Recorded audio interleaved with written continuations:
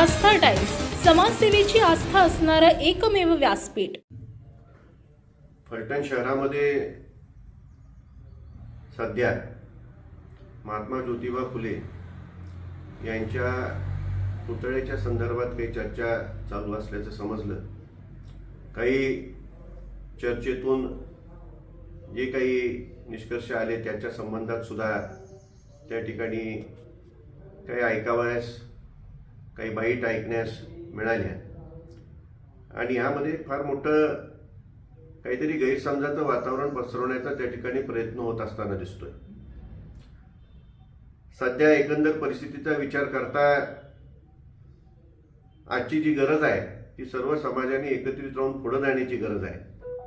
आपल्यालाही सर्वांना कल्पना आहे की अत्यंत वेगळ्या प्रकारचं वातावरण सध्या संपूर्ण समाजात आपल्याला दिसून येत आहे आणि त्यामध्ये गैरसमज पसरवणं हे अत्यंत चुकीचं आहे आणि काही कारणाने काही मंडळींना मला वाटतं या विषयाच्या संदर्भात, विशेष करून महात्मा ज्योतिबा फुले यांच्या पुतळ्याच्या संदर्भात काहीतरी मोठ्या प्रमाणात गैरसमज त्या ठिकाणी झालेला दिसून येत आहे।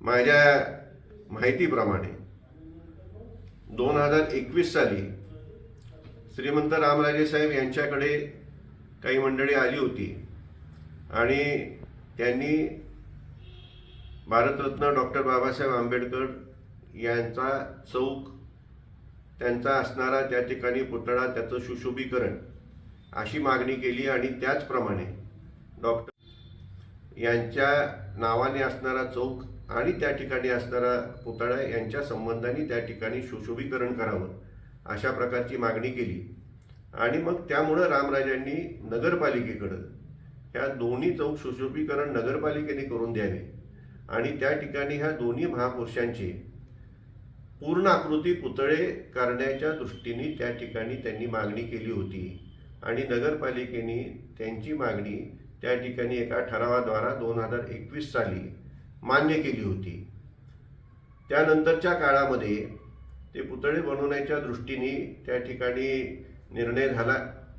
ह्याच्यामध्ये गैरसमज असा पसरवला जातोय की आहे पुतळे काढून बाजूला कुठतरी ठेवायचे आहेत, असं अजिबात नाही। आहे त्या जागी त्या ठिकाणी पूर्णाकृती पुतळे करण्याच्या संबंधाने त्या ठिकाणी विचार केलेला आहे किंवा विचार केला जातोय आणि त्यामध्ये शेवटी सर्वांच्या विचारानेच त्यामध्ये निर्णय होऊ शकतो। सर्वांना जर त्या ठिकाणी हा निर्णय मान्य असेल तरच आपल्याला पुढे जाता येतं, अन्यथा आपल्याला जाता येऊ शकत नाही। हा साधा विषय आहे। परंतु त्याचबरोबर त्या ठिकाणी रामराजांनी गेल्याच वर्षी त्या ठिकाणी महात्मा ज्योतिबा फुले यांचा चौक सुशोभीकरण करण्यासाठी, म्हणजे मालीराजे पुतळा ते महात्मा ज्योतिबा फुले चौकापर्यंत हा संपूर्ण परिसर सुशोभित करण्यासाठी जवळपास 67 लाख रुपये आणि तिथून पुढे जवळपास राजवाड्यापर्यंत 1 कोटी रुपये हा संपूर्ण परिसर सुशोभित करण्यासाठी 1,67,00,000 रुपयांचा निधी उपलब्ध करून दिलेला आहे। यामध्ये कुठेही पुतळा करण्याच्या दृष्टीने कुठेही उल्लेख नाही, फक्त परिसर सुशोभीकरण आहे। आणि जर सर्वांची भावना अशी असेल की आहे तोच पुतळा ठेवायचा असेल तर त्याला कुणाचं त्या ठिकाणी दुमत असण्याचं कारण नाही, कारण कुणीही आज महात्मा ज्योतिबा फुल्यांच्या संदर्भात असेल, डॉक्टर बाबासाहेब आंबेडकरांच्या संदर्भात असेल, ज्या भावना आहेत त्या सर्वांच्या एकच आहेत आणि हे सर्वच महामानव होते, समाजाचा उद्धार करणारे होते। त्यांच्या विचारामुळेच समाज पुढे जाऊ शकेलेला आहे, आपल्याला कोणालाही नाकारता येणार नाही। आणि असं असताना याच्यामध्ये कारण नसताना गैरसमज पसरून पुतळा त्या ठिकाणी बाजूला कडून तर कुठंतरी दुसरीकडे उभा केला जाणार आहे, या चौकामध्ये चौक हलवला जाणार आहे, हे अशा प्रकारचं कुठेही त्या ठिकाणी विचार नाही।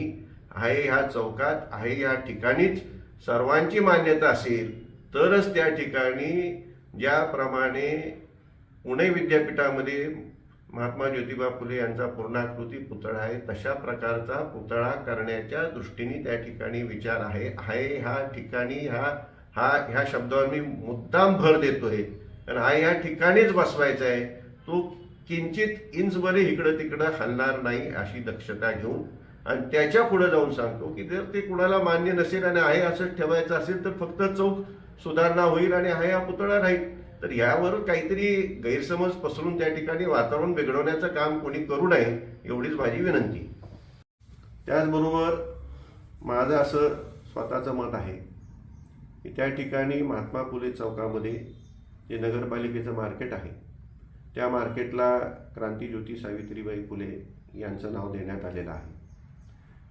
त्या ठिकाणी त्यांचं उत्तेजित योग्य अशा प्रकारचं स्मारक त्या ठिकाणी करण्याच्या दृष्टीने सुद्धा विचार व्हावा अशी माझी आपणा सर्वांनाच विनंती राहील की त्या ठिकाणी मधोमध चौकाच्या महात्मा फुले यांचा पूर्णाकृती पुतळा आणि शॉपिंग सेंटरच्या समोर क्रांतीज्योती सावित्रीबाई फुले शॉपिंग सेंटरच्या समोर त्यांचं यथोचित स्मारक अशा दृष्टीने सुद्धा विचार व्हावा आणि एकंदरीत त्या चौकाचं सुशोभीकरणाबरोबर ह्या दोन्ही महामानवांचा त्या ठिकाणी सर्वांना स्मरण राहील, कायमस्वरूपी स्मरण राहील अशा प्रकारचं त्या ठिकाणी हा चौक सुशोभित व्हावा अशी माझी स्वतःची मनीषा आहे. आमच्या नवीन नवीन बातम्या पाहण्यासाठी आजच आमच्या आस्था टाइम्स न्यूज चॅनलला YouTube वर सबस्क्राईब करा आणि बेल आयकॉन प्रेस करा.